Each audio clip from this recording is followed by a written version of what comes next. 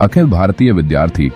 परिषद की राष्ट्रीय कार्यकारी परिषद की बैठक 29 मई से 31 मई तक छत्तीसगढ़ की राजधानी रायपुर स्थित इंदिरा गांधी कृषि विश्वविद्यालय के कृषि मंडपम में संपन्न हुई। इस 3 दिवसीय बैठक में देश भर से 478 प्रतिनिधियों ने भाग लिया।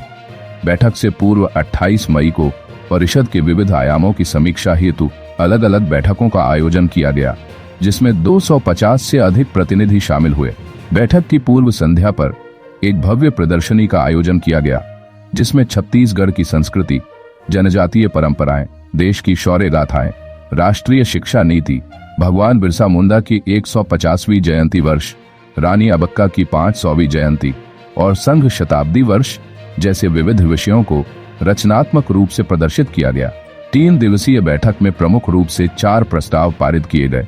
कोचिंग संस्थानों की मनमानी और विद्यार्थियों के शोषण पर नियंत्रण हेतु नीति निर्माण की मांग, केंद्रीय विश्वविद्यालयों में कुलपति नियुक्ति की प्रक्रिया में हो रही अनावश्यक देरी पर चिंता, भारत की आंतरिक सुरक्षा और वैश्विक स्थिति पर चर्चा तथा विश्वविद्यालय परिसरों में बढ़ती वैचारिक अस्थिरता के समाधान से संबंधित प्रस्ताव। हाल के दिनों में भारत द्वारा संचालित ऑपरेशन सिंदूर और ऑपरेशन कगार में हमारी सेना के पराक्रम और सामरिक कौशल की अखिल भारतीय विद्यार्थी परिषद ने सराहना की तथा भारतीय सुरक्षा बलों के प्रति एकजुट समर्थन प्रकट किया। इस संबंध में प्रेस वार्ता कर अखिल भारतीय विद्यार्थी परिषद गोरक्ष प्रांत के मंत्री मयंक राय ने कार्यक्रम के बारे में जानकारी दी। विश्व के सबसे बड़े छात्र संगठन अखिल भारतीय विद्यार्थी परिषद का प्रत्येक वर्ष की भांति इस वर्ष भी राष्ट्रीय कार्यकारी परिषद की बैठक छत्तीसगढ़ की राजधानी में 29, 30, 31 मई को आयोजित हुई, जिसमें विद्यार्थी परिषद ने शैक्षिक क्षेत्र में अनियमितता, देश की वर्तमान परिस्थिति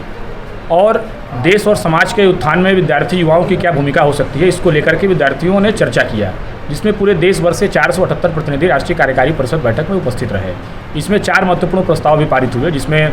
कोचिंग सेंटरों की बढ़ती अनियमितता, इसको लेकर के सरकार का नीति निर्माण होना चाहिए। साथ ही दूसरा विषय केंद्रीय विश्वविद्यालयों में कुलपति की अस्थायी नियुक्ति को लेकर के। तीसरा विषय सामरिक क्षेत्र में और वैश्विक स्तर पर भारत का बढ़ता प्रभाव। इन विषयों पर विद्यार्थी परिषद ने प्रस्ताव पारित किया। साथ ही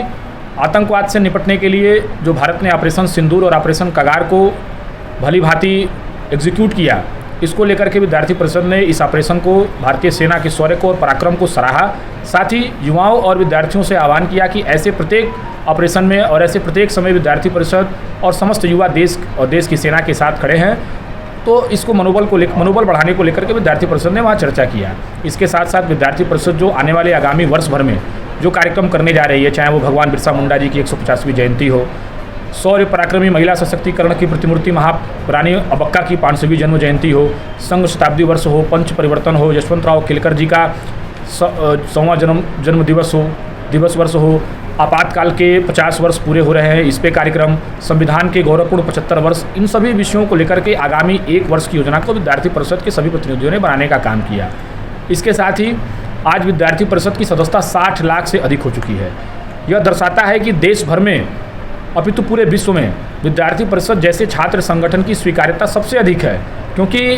किसी भी संगठन की रीढ़ सदस्यता मानी जाती है, उसका संख्या बल माना जाता है। और आज पूरे विश्व में इतनी सदस्यता वाला कोई छात्र संगठन नहीं है, अपितु मैं कहूँ तो 5% तक की भी सदस्यता वाला कोई छात्र संगठन नहीं है। तो जिस प्रकार से विद्यार्थी परिषद प्रत्येक वर्ष की भांति कॉलेज कैंपसों में शिक्षा की नियमितता को ठीक करने के लिए, प्रवेश परीक्षा शुल्क और परिणाम को स्थिति को सुदृढ़ करने के लिए, विद्यार्थियों की समस्याओं के समाधान के लिए काम कर रही है। साथ ही राष्ट्रहित के मुद्दों पर युवाओं, विद्यार्थियों को क्या भागीदारी होनी चाहिए, इसको लेकर के जागरूक करने को लेकर के विद्यार्थी परिषद जो काम कर रही है, इन प्रत्येक विषयों पर चर्चा और इसके समस्याओं के क्या समाधान हो सकते हैं, इसको लेकर के विद्यार्थी परिषद ने जो